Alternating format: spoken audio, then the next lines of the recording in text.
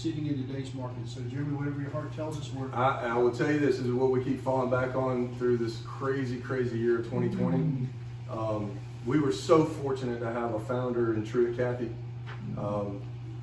My group, I've been a Chick-fil-A owner now 17 years. So my group, Truett, passed away now going on 5 years ago. So to have had the opportunity when we were brought in as a Chick-fil-A owner back then, you shook Truett's hand and you made a commitment to him to protect the brand. Wow. And none of us took that lightly. And I had a great fortune before Chick-fil-A. I was actually a teacher and a coach in Georgia for 10 years. So I did not have a business background. I was not in the world of business. But I was in the world of building teams. I taught special education. So you learn how to take what you have, you leverage people's strengths, you minimize their weaknesses. That's our job as a leader.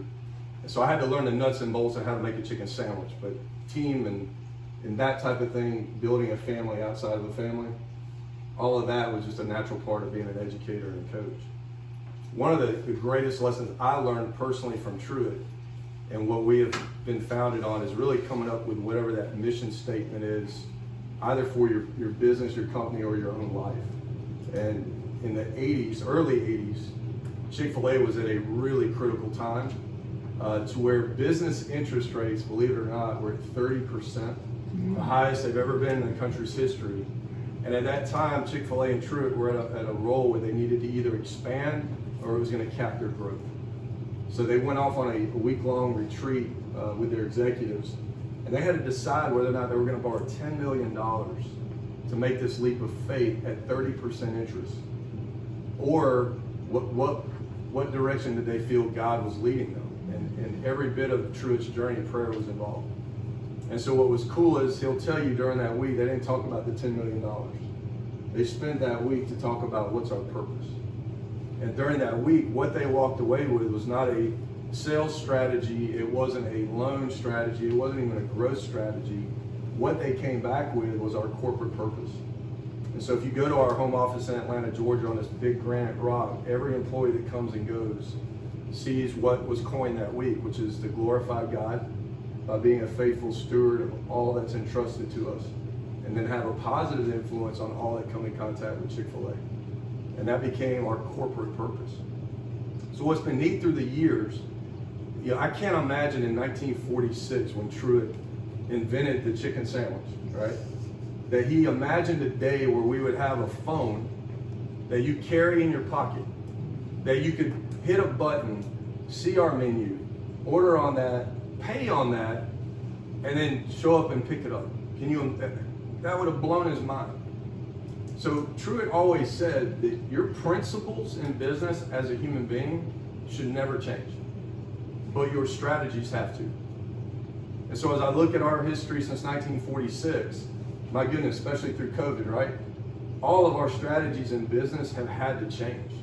I'm just thankful I'm partnered with a company that their principles have. So that's one big thing that I like to share with other business owners, because in the hard times, keep going back to your why. Why are you here? What's your principle? Why do you do what you do? And the other part is just remember that everybody you interact with has a story. You just don't know it. We deal with 5,000 people on average a day. That's how many customers come through our doors. And all 5,000 are at a different phase of life and have a different story. And so we just try to remember that. We try to remember that when somebody's upset with you, they're not really upset with you. They're upset about what's going on in their life. I've never known anybody really, their life ended over pickles, but it does, right? I'm gonna write a book when I retire called The Power of Pickles, because World War III has about started over pickles. So who's a pickle fan? Okay, who hates them? Okay, see, there, it's 50-50, it's Democrat, Republican, right there, boom, right? And so the power of pickles. And then we all have influence, and influence is not shy of accountability. You hold people accountable out of love, you hold people accountable for the principles you stand on, and you hold people accountable for what is right. That is out of love. So that's what I got. Sorry, I'm on the hook. That's awesome. Thank you. Anyway, appreciate you guys. Love how you guys do business. Love your message. Love how you love on our community. And you got a great person to do life with, Chris. So you guys are in a good place. Thank you for selling my truck. Good. Bonus for the day.